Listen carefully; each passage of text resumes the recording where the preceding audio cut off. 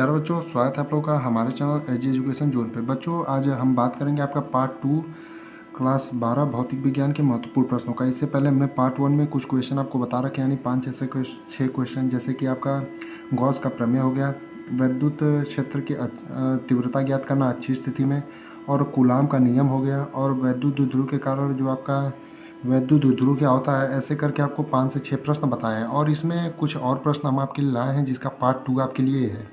इसमें जो हमारा आज का पहला प्रश्न है, किसी वैद्युत द्विध्रुव की अच्छी स्थिति में किसी बिंदु पर वैद्युत विभव का सूत्र स्थापित कीजिए। यानी ये क्वेश्चन अनेक बार रिपीटेड रहा है आपकी यूपी बोर्ड एग्जाम में, जिसका लॉन्ग में 5 नंबर में पूछे जाने की इस साल भी प्रबल संभावना है। प्यारे बच्चों, आपको करना क्या है, चैनल को सब्सक्राइब कर लेना है और वीडियो को लाइक करना है और वीडियो को अपने दोस्तों के साथ ज़्यादा से ज़्यादा शेयर करना है। अब आइए देखते हैं कि किसी वैद्युत द्विध्रुव की अच्छी स्थिति में किसी बिंदु पर वैद्युत विभव का सूत्र स्थापित करना है, यानी किस तरह से इसे स्थापित करेंगे, सूत्र प्राप्त होगा हमें।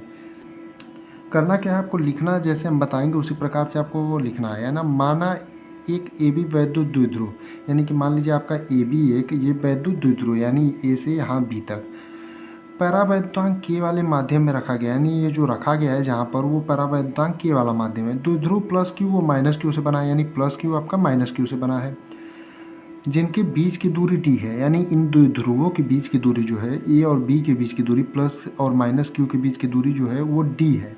वैद्युत द्विध्रुव के मध्य बिंदु ओ से, वैद्युत द्विध्रुव का आपका ये मध्य बिंदु हो गया, इसे ओ मान लीजिए आप। यहाँ से आर दूरी पर, यानी कि यहाँ से आर दूरी पर इसकी अच्छी स्थिति में, यानी कि इसकी अच्छी स्थिति में कोई बिंदु पी स्थित है, यानी कोई बिंदु पी स्थित है, जी बिंदु पी स्थित है जहाँ पर हमें वैद्युत विभव ज्ञात करना है। यानी कि इसी बिंदु पी पर जो है हमें वैद्युत विभव ज्ञात करना है। तो द्विध्रुव की अक्ष पर स्थित है बिंदु पी की आवेश प्लस क्यू से दूरी, यानी हम P की बात करें, यानी इस P की दूरी, तो प्लस क्यू आवेश से अगर बात करें तो इसकी दूरी क्या हो जाएगी, यहाँ से यहाँ तक जो दूरी है, यानी मध्य बिंदु O से P तक की जो दूरी है आपकी R है, और O से जो A के बीच की दूरी है आपकी D है। तो यहाँ से देखेंगे ये पूरा R है, तो R में से जब D माइनस करेंगे तो आपका कितना हो जाएगा, R में से जब D माइनस करेंगे, यानी कि D का आधा माइनस करेंगे, यानी D तो पूरी है, यहाँ से यहाँ तक पूरा D है, तो D का आधा जब माइनस करेंगे R में से, तो R माइनस डी बाई 2, तो यही आपका P से प्लस Q के बीच की दूरी हो जाएगा। इसी प्रकार देखेंगे माइनस Q से R, माइनस Q से जब P की दूरी, तो यहाँ से R में यहाँ से यहाँ तक R हो जाएगा, और इतना जो D है यहाँ से यहाँ तक D बाई 2 बचेगा, क्योंकि D पूरा है, D बाई 2 ये है, D बाई 2 ये है, तो R प्लस डी बाई 2 हो जाएगा, यानी R प्लस डी बटे 2 हो जाएगा आपका माइनस क्यू से प्लस की दूरी। अब देखेंगे आवेश प्लस क्यू के कारण बिंदु P पर जो वैद्युत विभव है, यानी आवेश जो प्लस क्यू है इसके कारण बिंदु P पर जो आपका वैद्युत विभव है V1, तो वो क्या हो जाएगा 1/4πε0 के, और आवेश आपका प्लस क्यू है तो क्यू बटे में, और दूरी आपकी क्या है R माइनस डी बटे 2, तो ये आपका समीकरण 1 हो जाएगा यहाँ पर। अब इसी प्रकार देखेंगे आवेश माइनस क्यू के कारण बिंदु P पर जो वैद्युत विभव है, यानी आवेश जो ये माइनस क्यू है इसके कारण बिंदु P पर जो वैद्युत विभव है अब उसको देखेंगे तो V2 इसको हो जाएगा, यानी इसको V2 मान लेंगे, तो ये हो जाएगा आपका 1/4πε0 के। ये माइनस क्यू आवेश है तो इसको चिन्ह के साथ इसके उतार देंगे, और माइनस क्यू बटे में R प्लस डी बाई 2 हो जाएगा। अब ये आपका हो जाएगा समीकरण नंबर 2। इसी प्रकार अब जब बिंदु P पर आपका सभी बिंदु P पर परिणामी वैद्युत विभव जो हो जाएगा आपका V हो जाएगा, V बराबर क्या हो जाएगा V1 प्लस का V2, यानी कि ये जो V1 और V2 हमने निकाला है, समीकरण 1 और 2 को जब जोड़ेंगे तो आपका परिणामी विभव बिंदु P पर मिल जाएगा। तो आइए जोड़ करके देखते हैं किस प्रकार प्राप्त होता है।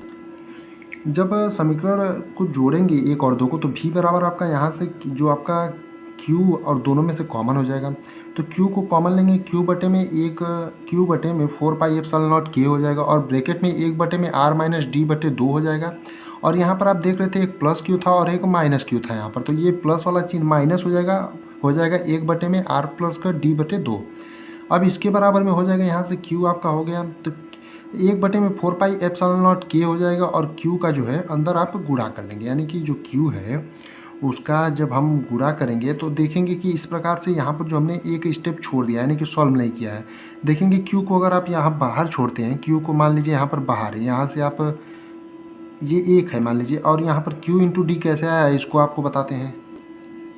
जब यहाँ पर हम ये आपका Q है और ये Q इंटू टू, जब इनका समीकरण यानी कि इनका एलसीएम लेंगे तो ये R और R आपका क्या हो जाएगा, आर स्क्वायर। ये a माइनस बी का होल स्क्वायर वाला फार्मूला तोड़ दीजिए, a माइनस बी और एक ब्रैकेट में a प्लस बी, तो a square minus B square हो जाएगा, तो एक ब्रैकेट में R स्क्वायर हो जाएगा और एक ब्रैकेट में आपका d/2 का होल स्क्वायर हो जाएगा। और ऊपर बात करें तो आपका जब समीकरण का फॉर्मूला, इसका हमने एक आपको जैसे अच्छी स्थिति में विद्युत क्षेत्र की तीव्रता ज्ञात करना, समीकरण हल करना सिखाया था, यानी एलसीएम लेके, तो आपका सब कुछ कट जाएगा, तो यहाँ बचेगा सिर्फ डी। और जब बचेगा डी तो ये जो बाहर वाला आपका यहाँ पर जैसे Q था, यहाँ पर जो आपका Q था, ये Q अंदर जाएगा तो Q इंटू डी हो जाएगा। इसी प्रकार आपको प्राप्त होगा। यदि वैद्युत ध्रुव आघूर्ण P है, यानी वैद्युत ध्रुव का जो आघूर्ण है वो P होता है, तो P बराबर आपका क्या होता है, Q इंटू डी होता है, यानी कि P बराबर आप जानते हैं Q इंटू डी होता है। तो यहाँ पर अब जो है P का Q इंटू डी का मान बराबर P रखने पर V बराबर क्या हो जाएगा, 1/4πε0 ब्रैकेट में P/में R स्क्वायर माइनस D/2 का होल स्क्वायर बोल्ट हो जाएगा। यदि D/2 जो है वो R के मुकाबले बहुत छोटा हो, यानी कि D/2 का होल स्क्वायर जो है R की तुलना में नगण्य मान लें, यानी नगण्य मान लें, तो आपका क्या सूत्र प्राप्त, जब नगण्य मान लेंगे तो V बराबर हो जाएगा 1/4πε0 के ब्रैकेट में P/में R स्क्वायर बोल्ट हो जाएगा। यदि वैद्युत ध्रुव जो है वायु अथवा निर्वात में स्थित हो, यानी जब निर्वात में या वायु में स्थित हो तो K बराबर आपका 1 होता है, तो इस स्थिति में जो हमारा V का मान होगा तो V बराबर 1/4πε0 P/में R स्क्वायर बोल्ट। यही आपका जो है मेन सूत्र जो होता है, स्थापित होता है किसी वैद्युत ध्रुव की अच्छी स्थिति में किसी बिंदु पर विद्युत विभव का सूत्र, यही आपका प्राप्त होता है, यही आपका मेन सूत्र होगा। अब अपने अगले क्वेश्चन को देखते हैं। अगला यानी कि दूसरा क्वेश्चन है विलगित गोली चालक की धारिता का सूत्र, यानी विलगित गोली जो चालक होता है उसकी धारिता का सूत्र देखेंगे। तो आपकी विलगित गोली चालक के धारिता का जो सूत्र होता है, माना कोई एक विलगित गोली चालक किसी त्रिज्या R, यानी ये कोई विलगित गोली चालक है जो त्रिज्या जिसका R है को +Q आवेश दिया गया, यानी इसको +Q आवेश दिया गया है। यह दिया गया आवेश गोली चालक के संपूर्ण पृष्ठ पर एक समान रूप से वितरित हो जाता है, यानी ये जो दिया गया +Q आवेश है इसके गोली पृष्ठ पर जो है एक समान रूप से चारों तरफ वितरित हो जाता है। और माना गोली चालक की धारिता C है, और मान लीजिए इस गोली चालक की जो धारिता है वो C है। विलगित किसे कहते हैं, यानी विलगित क्या होता है, जिसका जो है संपर्क वायुमंडल से ना हो उसे विलगित कर। तो इस प्रकार देखेंगे चालक का जो पृष्ठीय विभव हो जाएगा, इसका विभव जो होगा V बराबर 1/4πε0 इंटू Q/R हो जाएगा। यहाँ पर देखेंगे जो इसका त्रिज्या माना गया था वो कैपिटल R है, इसलिए यहाँ पर V बराबर 1/4πε0 Q/R लिया गया है। अब चालक की जो धारिता है C बराबर Q/V होती है, यानी चालक की जो धारिता होती है C बराबर Q/V होती है। तो यहाँ से देखें तो C बराबर जो हो जाएगा आपका क्या हो जाएगा, Q/में V का मान हमने निकाल रखा था वहाँ पर 1/4πε0 इंटू Q/R।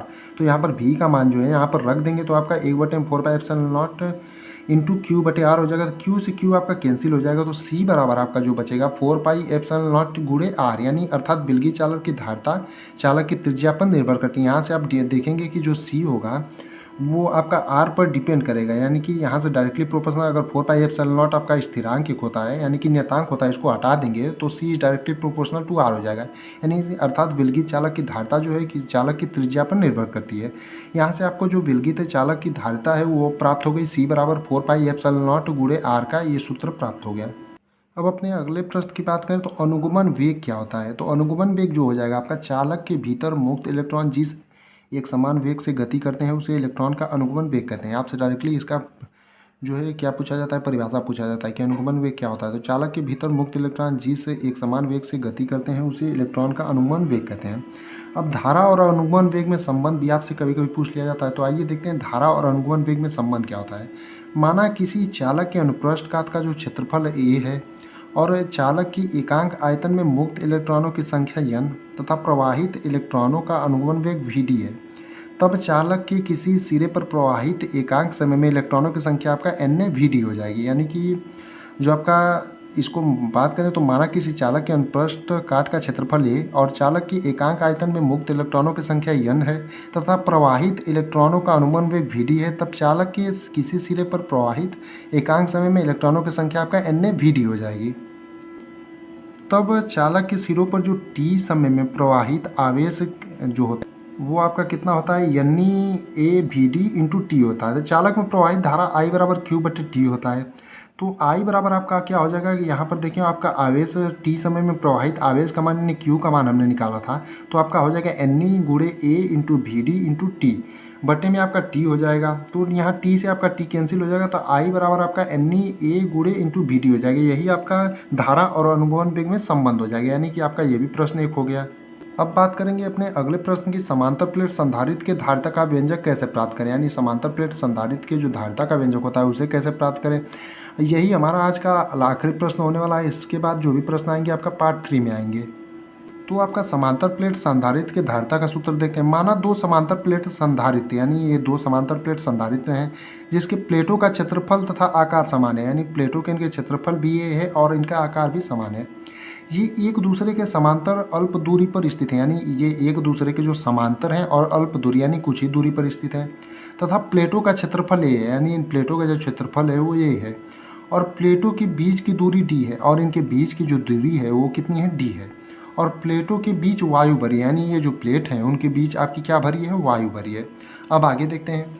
आगे माना प्लेटों के बीच बिंदु P पर वैद्युत विभव क्षेत्र जो है E है, यानी यहाँ पर अगर मान लें तो आपका प्लेटों के बीच में कोई बिंदु P है और बिंदु P पर जो है वैद्युत क्षेत्र आपका कितना है, E है। धनात्मक प्लेट के कारण P पर वैद्युत क्षेत्र जो है E1 बराबर आपका हो जाएगा रो बटे में, यानी कि रो बटे में 2 एप्सिलॉन नॉट, यानी कि धनात्मक प्लेट के कारण जो है P पर जो है वैद्युत क्षेत्र आपका ये हो जाएगा, और ऋणात्मक प्लेट के कारण P पर जो वैद्युत क्षेत्र E2 हो जाएगा, रो बटे में 2 एप्सिलॉन नॉट हो जाएगा। यानी आपका जो धनात्मक प्लेट के कारण बिंदु P पर जो वैद्युत क्षेत्र है ये हो जाएगा, समीकरण 1 इसको मान लेंगे, और ऋणात्मक प्लेट के कारण जो बिंदु P पर आपका वैद्युत क्षेत्र होगा ये दूसरा हो जाएगा, यानी E2 हो जाएगा, इसे समीकरण 2 मान लेंगे। अब बिंदु P पर जो नेट वैद्युत क्षेत्र है, यानी कि उसका परिणामी जो होगा E नेट बराबर E1 प्लस E2 हो जाएगा, यानी E परिणामी बराबर E1 प्लस E2 हो जाएगा। तो E बराबर आपका हो जाएगा रो बटे में 2 एप्सिलॉन नॉट प्लस का रो बटे में 2 एप्सिलॉन नॉट, तो ये हो जाएगा। अगर इसे आप लेकर के जोड़ेंगे, जब आपका इसका एलसीएम लेकर के जोड़ेंगे तो E बराबर हो जाएगा रो बटे में एप्सिलॉन नॉट। तो प्लेटों के बीच जो विभवांतर है वो V होता है। अगर V बराबर बात करें तो V बराबर आपका E इंटू डी होता है। तो E का मान जब यहाँ पर V में रख देंगे तो V बराबर आपका रो एप्सिलॉन नॉट इंटू डी हो जाएगा।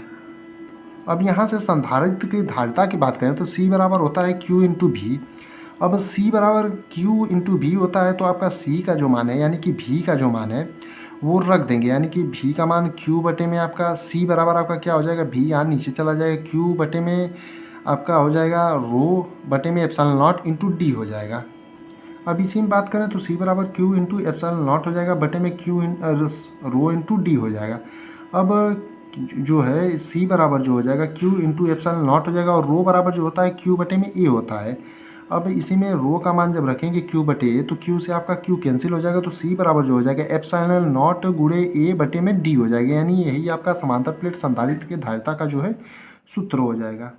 अब इसी में अगर आपका बात करें तो यही आपका जो मेन सूत्र है। अब आने वाले दिनों में अगले दिन यानी कि दूसरे इसका जो पार्ट 3 आएगा उसमें सबसे पहले बात करेंगे समांतर प्लेट संधारित्र की धारिता का सूत्र, जब उनके बीच में कोई आंशिक पट्टी रख दी जाती है। आज यहीं पर हम इस क्लास को ख़त्म करते हैं। बाकी आप लोग जो है पूरा वीडियो को लास्ट तक देखिएगा और क्वेश्चनों को एकदम अच्छे से कहीं नोट डाउन कर लीजिएगा।